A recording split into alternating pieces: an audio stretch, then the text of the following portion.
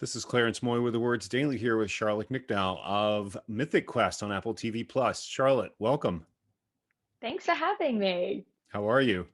I'm really good. How are you? I'm good. Last time we spoke, it was in the quarantine, just at the very beginning after the quarantine episode of Mythic Quest. Mm. Hopefully, you've come out on the other side fairly well.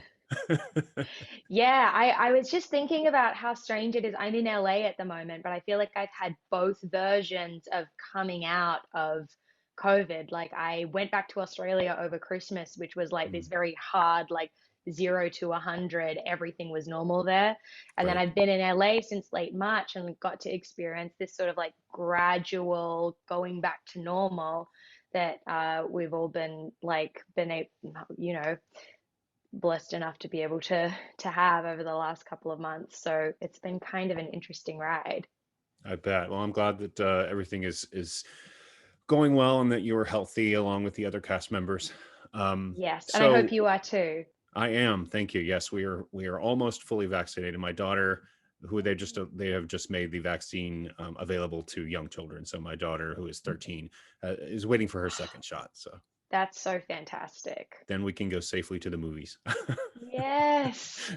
Which is the one thing I've missed so much. But anyway, so talking about COVID, the last time we talked, Poppy was struggling with the quarantine. That was a Mm. brilliant, beautiful quarantine episode where Poppy just Mhm. kind of has that mental breakdown. How did that change your interpretation of Poppy leading into season two? How did that COVID pandemic impact how Poppy operated in season two, essentially? I think that's such an interesting question. And honestly, I feel like, when you sign on to do a workplace comedy, you aren't expecting the story to ask that level of vulnerability of you, I think. Um, but I think that the way that it informed the character moving forward was, for me, it helped me find the humanity in what was an extremely flawed person, Mhm. She, in season two, especially, you see the flaws come to the fore. You really see how much of a jerk she can be and how insensitive and how impersonable she can be.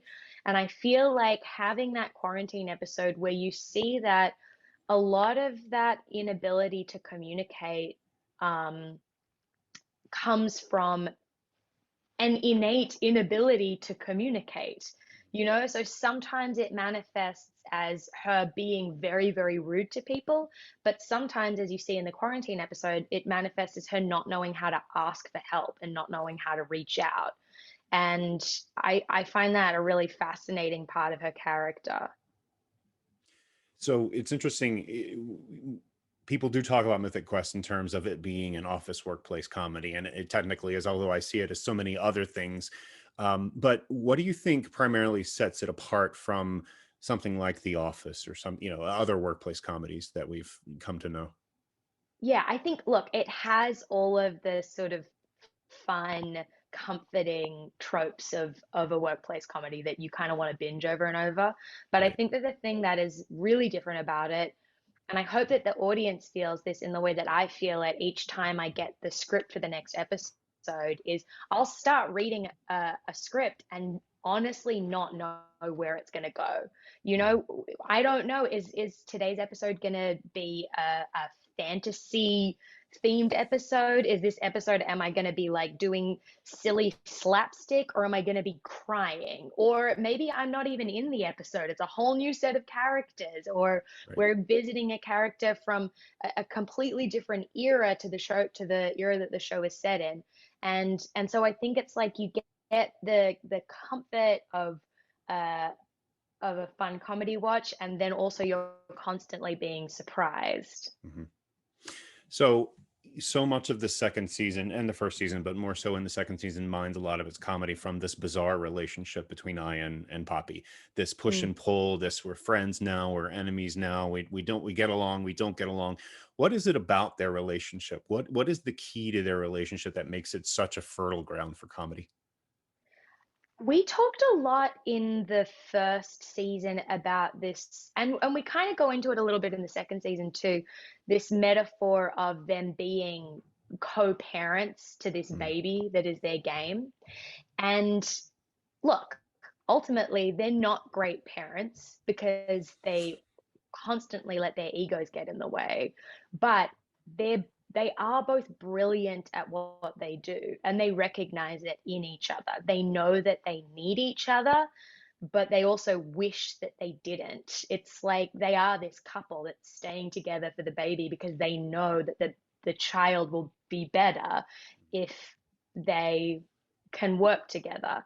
And so that kind of like ups the stakes, I think, when you realize that they both care about this game and their work more than anything else in the world, and they know that the other person is integral to being able to continue that. But I don't know about you, but I've certainly had experiences in the past where I feel like I put my entire self into something creatively, and I wish that I didn't need anyone else. Like, I wish that I could just have total control over what comes out the other end.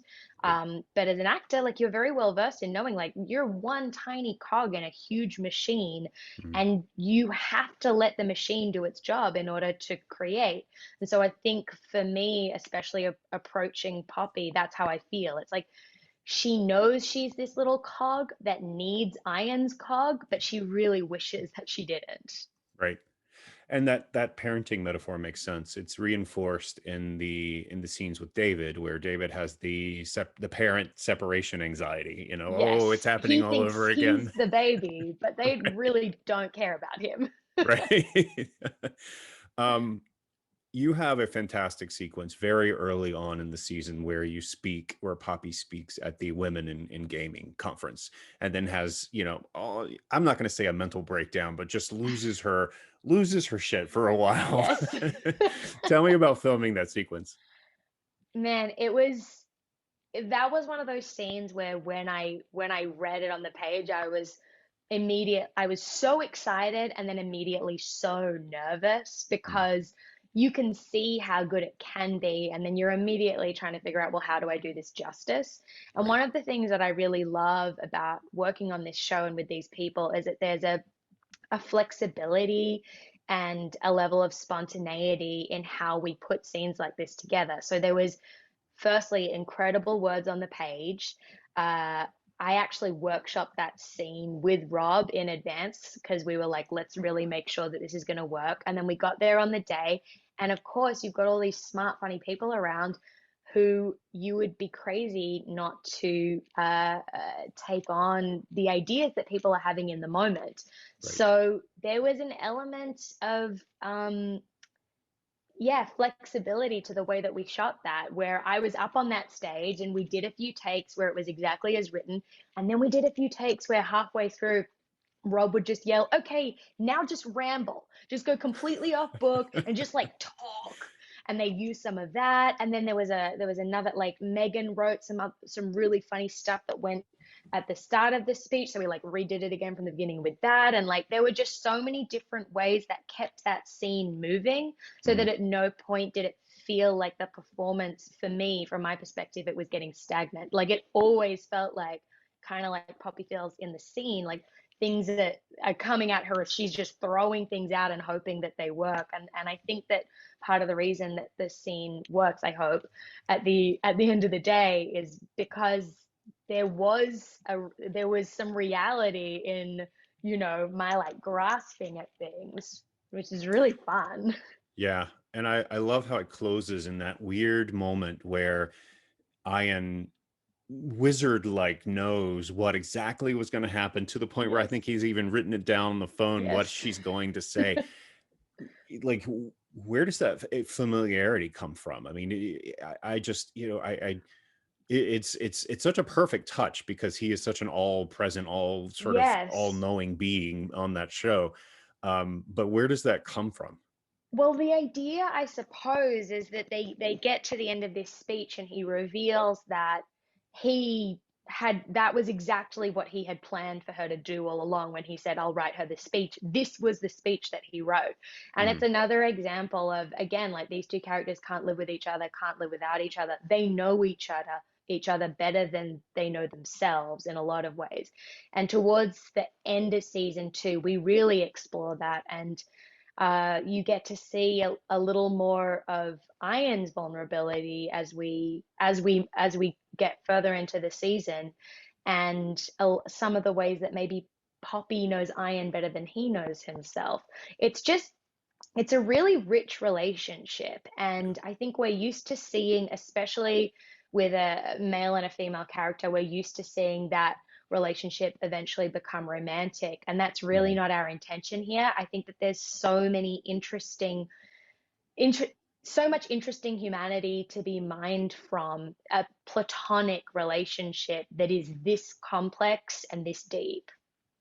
Yeah, absolutely. I think that's one of the most refreshing things about it is that you're not really playing that game, will they, won't they, like a Ross and Mm. Rachel thing from Friends or something like that. It's No. they are coworkers who are mentally engaged with each other.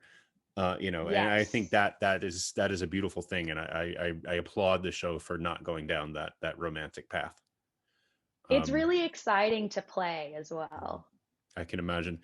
Talking about the women in gaming, I've talked to Imani, I've talked to Ashley, I just got off the phone with Jesse. You've all talked about the girl power on the show, or the friendships, the excitement about working with each other.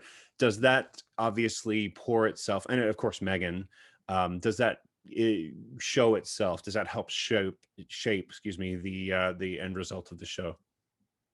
I mean, I'm always complaining about the fact that Poppy doesn't get to have any scenes with the other women. I was so excited when I got to be paired with Imani this Mhm. season, and we had so much fun.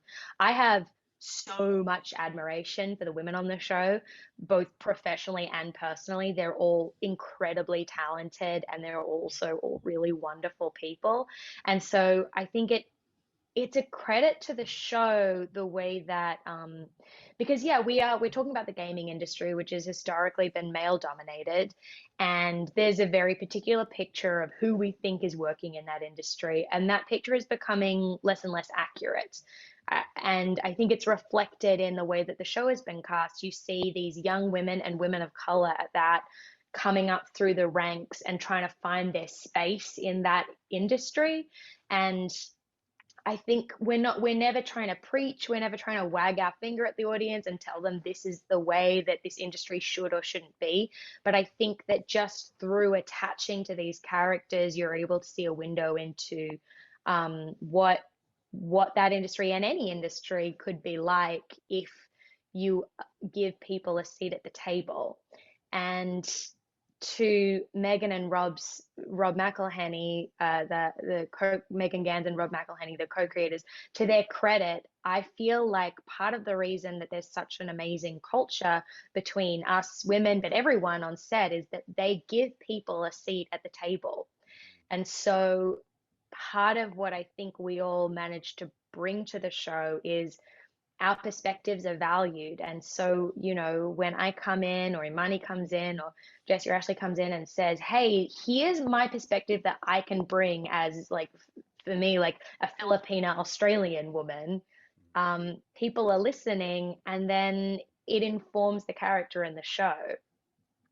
Yeah, absolutely. And it opens up opportunities for the characters to talk about things that you don't necessarily see on other shows.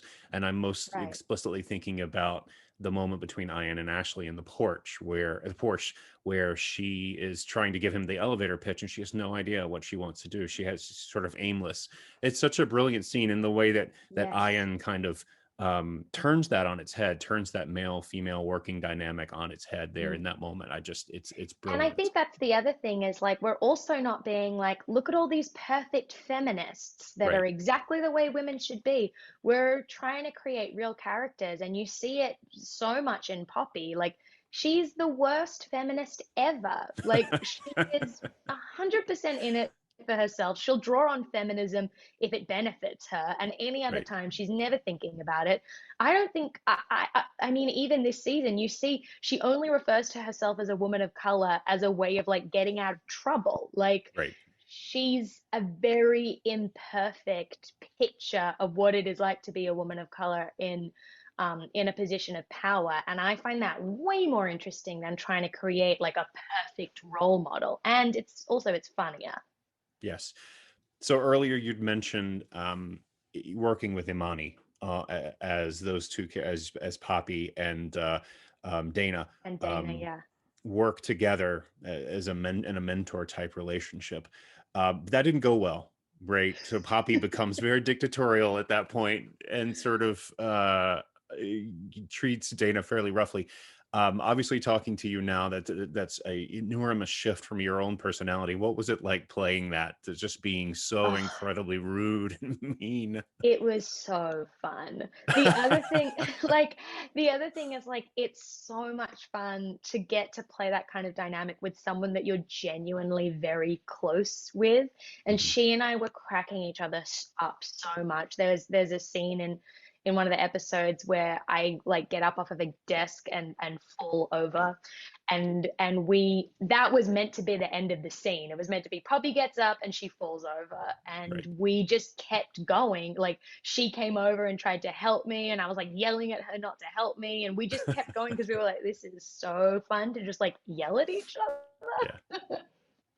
And I Um, think that as well, like from the perspective of the characters, Poppy's had a terrible example of what a mentor should look like. Like, mhm. Ian has been her mentor. And so she doesn't know how to be nurturing with Dana. And I think that the thing that's kind of cool about the relationship is that Dana doesn't take it, you know? Dana's not just being like, oh, well, you're horrible to me, and so I guess I just have to deal with it. Like, Dana fights back, Right. which is a really cool thing about her character, and then, yes, makes that dynamic a little more interesting to play with. So, last question for you is really just a plug. Hopefully, fingers crossed, there's a season three.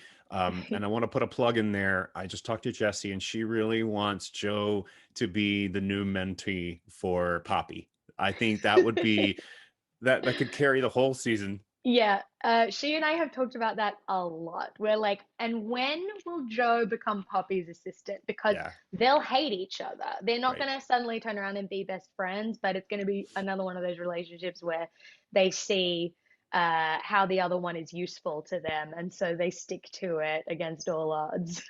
It would be epic. It would be I hope it wonderful. happens. I do too. Well, Charlotte Nicdao, thank you so much for the time and for the performance. Fantastic work, and Thanks best for of luck to having you. me. Take Thanks. care. Bye. Bye.